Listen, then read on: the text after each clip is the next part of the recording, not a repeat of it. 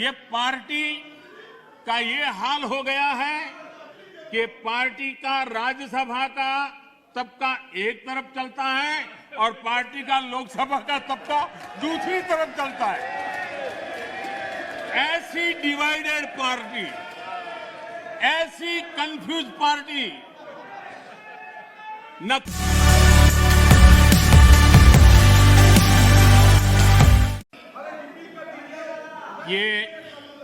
ये हो हल्ला, ये आवाज, ये रुकावटें डालने का प्रयास एक सोची समझी रणनीति के तहत है।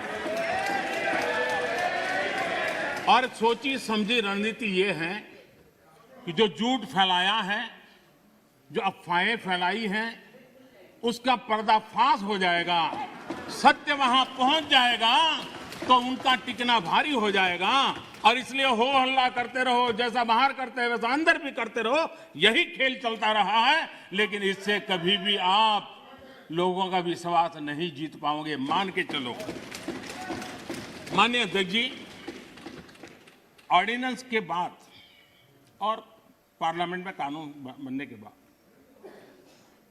किसी भी किसान से मैं पूछना चाहता हूं कि पहले जो हक उनके पास थे, जो व्यवस्थाएं उनके पास थी, उसमें से कुछ भी इस नए कानून ने छीन लिया है क्या? इसकी चर्चा, उसका जवाब कोई देता नहीं है। सब कुछ वैसा का वैसा वो है, पुराना। क्या हुआ है? एक अतिरिक्त विकल्प व्यवस्था मिली है, वो भी क्या कंपलसरी है? किसी कानून का विरोध तो तब मायना रखता है कि जब वो कंपलसरी हो। ये तो ऑप्शनल है। आपको मर्जी पड़े यहां जाना है जाइए, आपको मर्जी पड़े वहां नहीं जाना है वहां जाइए, जहां ज्यादा फायदा हो वहां किसान चला जाए, यह व्यवस्था की गई है। और इसलिए प्लीज अधीर रंजन जी, अब ज्यादा हो रहा है। अधीर रंजन जी प्लीज, अब ज्यादा हो रहा है, अब ज्यादा हो रहा है। मैं आपका रिस्पेक्ट करने वाला इंसान हूं और मैंने पहले कह दिया, आपने जितना किया, जहां रजिस्टर होना हो गया। और बंगाल में भी टीएमसी से ज्यादा पब्लिसिटी आपको मिल जाएगी। बाबा क्यों इतना? हाँ दादा, देखो मैं बता दिया, चिंता मत करो, मैंने बता दिया।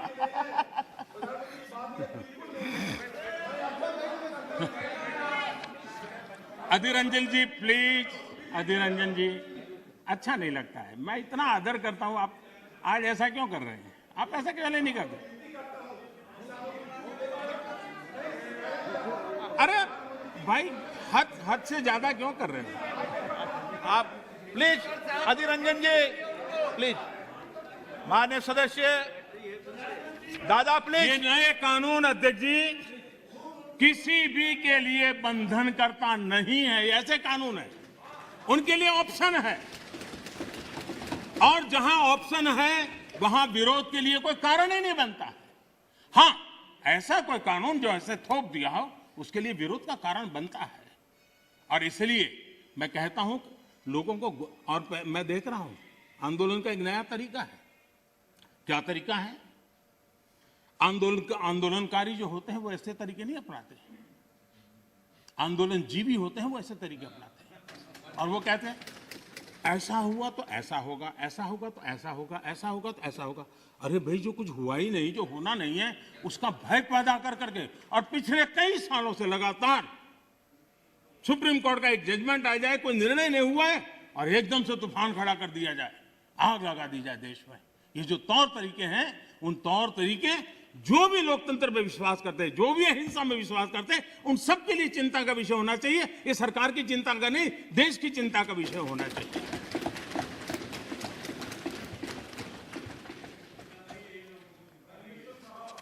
इस प्लीज बाद में समय मिलेगा आपको। नो माननीय अध्यक्ष जी, माननीय अध्यक्ष जी प्लीज, ये तरीका ठीक नहीं। माननीय अध्यक्ष जी, आप समझ, पुरानी मंडियों पर भी कोई पाबंदी नहीं है। इतना ही नहीं, इस बजट में इन मंडियों को आधुनिक बनाने के लिए, उनके इंफ्रास्ट्रक्चर को सुधारने के लिए और बजट की व्यवस्था की गई है।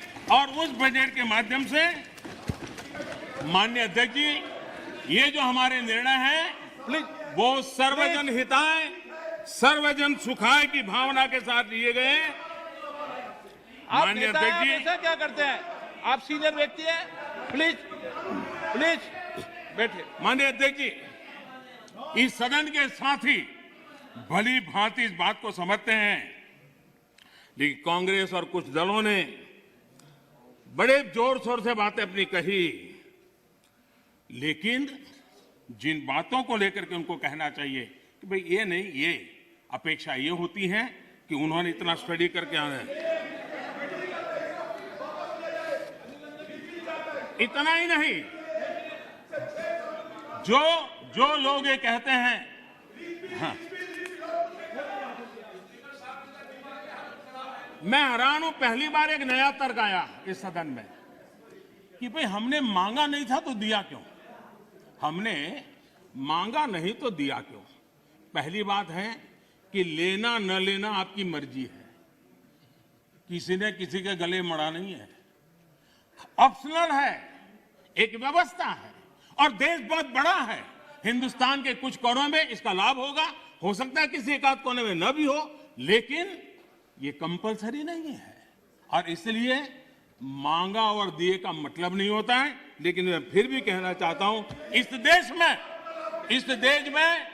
माननीय अध्यक्ष जी, दहेज का कानून, दहेज के खिलाफ कानून बने, ये इस देश में कभी किसी ने मांग नहीं की थी, फिर भी देश की प्रगति के लिए कानून बना था। माननीय अध्यक्ष जी, ट्रिपल तलाक, इसके खिलाफ कानून बने, ये किसी ने मांग नहीं की थी, लेकिन प्रगतिशील समाज के लिए आवश्यक है, इसलिए कानून हमने बनाए हैं। हमारे यहाँ बाल विवाह पर रोक, किसी ने मांग नहीं की थी कानून बनाओ, फिर भी कानून बने थे, क्योंकि एक प्रगतिशील समाज के लिए आवश्यक होता है। शादी की उम्र बढ़ाने के निर्णय किसी ने मांग नहीं की थी, लेकिन प्रगतिशील विचार के साथ वो निर्णय बदलने पड़ते हैं।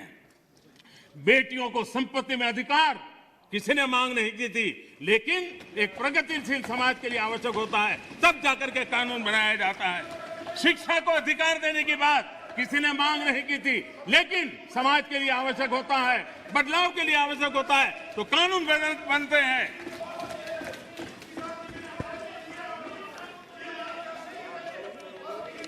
क्या कभी भी इतने सुधार हुए, बदलते हुए समाज ने इसको स्वीकार किया कि नहीं किया, ये दुनिया पूरी तरह जानती है।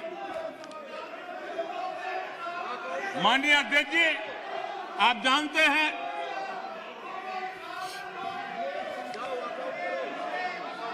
उन्होंने पर्याप्त समय, पर्याप्त अवसर दिया है बोलने का, ये तरीका ठीक नहीं है आपका। ठीक,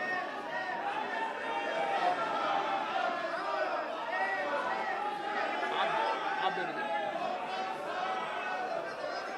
ध्यान दीजिए।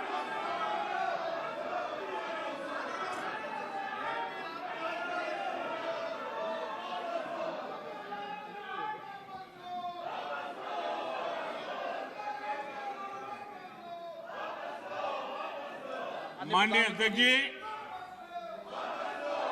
हमें मानते थे कि हिंदुस्तान की बहुत पुरानी पार्टी कांग्रेस पार्टी, जिसने करीब करीब 6 दशक तक इस देश में एक चक्री शासन किया, ये पार्टी का ये हाल हो गया है कि पार्टी का राज्यसभा का तबका एक तरफ चलता है और पार्टी का लोकसभा का तबका दूसरी तरफ चलता है। ऐसी डिवाइडेड पार्टी, ऐसी कंफ्यूज पार्टी न खुद का भला कर सकती है, न देश की समस्याओं के समाधान के लिए कुछ सोच सकती है। इससे बड़ा दुर्भाग्य क्या हो सकता है? कांग्रेस पार्टी राज्यसभा में भी है, कांग्रेस पार्टी के वरिष्ठ नेता राज्यसभा में बैठे हैं, लेकिन वो एक बहुत आनंद और उमंग के साथ वाद विवाद करते हैं, विस्तार से चर्चा करते हैं, अपनी बात रखते हैं। और यही कांग्रेस पार्टी का दूसरा तबका अब समय तय करेगा। माननीय अध्यक्ष जी, ईपीएफ पेंशन योजना, हमें मालूम है कभी ऐसे केसेस मेरे सामने आया जब 2014 के बाद में आया बेटा, किसी को पेंशन 7 रुपए मिल रही थी, किसी को 25 रुपए, किसी को 50 रुपए, किसी को 250 रुपए, ये देश में चलता था। मैंने कहा भाई इन लोगों को ऑटो रिक्शा में वो पेंशन लेने जाने का भी खर्चा उससे ज्यादा होता होगा। किसी ने मांग नहीं थी, किसी मजदूर संगठन ने मुझे आवेदन पत्र नहीं दिया था। माननीय अध्यक्ष जी, उसमें से बाहर ला करके मिनिमम 1000 रुपीज देने का निर्णय हमने किया था, किसी ने मांगा नहीं। मुझे किसी भी किसान संगठन ने इस देश के छोटे किसान को कुछ सम्मान पैसे मिले इसकी व्यवस्था किसी ने मांग नहीं की थी, लेकिन हमने प्रधानमंत्री सम्मान निधि योजना के तहत उनको हमने धन सामने से देना शुरू किया। माननीय अध्यक्ष जी, कोई भी आधुनिक समाज के लिए परिवर्तन बहुत आवश्यक होता है। हमने देखा है जिस प्रकार से उस कालखंड में विरोध होता था, लेकिन राजा राममोहन राय जी जैसे महापुरुष, ईश्वर चंद्र विद्यासागर जी जैसे महापुरुष, ज्योतिबा फुले जैसे महापुरुष, बाबा साहब आंबेडकर, कितने अनगिनत नाम हैं। उन्होंने समाज के सामने उल्टे प्रवाह में सामने होकर के समाज सुधार का बीड़ा उठाया था, व्यवस्थाएं बदलने के लिए बीड़ा उठाया। और कभी ने तो किसी ने जिम्मेवारियां लेनी होती है। हाँ, ऐसी चीजों का शुरू में विरोध होता है, जब बात सत्य पहुंचता है तो लोग इसको स्वीकार भी कर लेते हैं। और हिंदुस्तान इतना बड़ा देश है, कोई भी निर्णय 100% सबको स्वीकार्य हो, ऐसा संभव ही नहीं हो सकता है। ये देश विविधताओं से भरा हुआ है। किसी एक जगह पे वो बहुत लाभ करता होगा, किसी जगह पे कम लाभ करता होगा, इसी जगह पे था जो पहले के लाभ उसको वंचित करता होगा। लेकिन ऐसी तो कितने बड़े देश में व्यवस्था नहीं हो सकती है कि हम उसमें कोई, लेकिन एक लार्जर इंटरेस्ट, देश में निर्णय जो होते हैं लार्जर, सर्वजन हिताय सर्वजन सुखाय निर्णय होते हैं और उसको लेकर के हम काम करते हैं।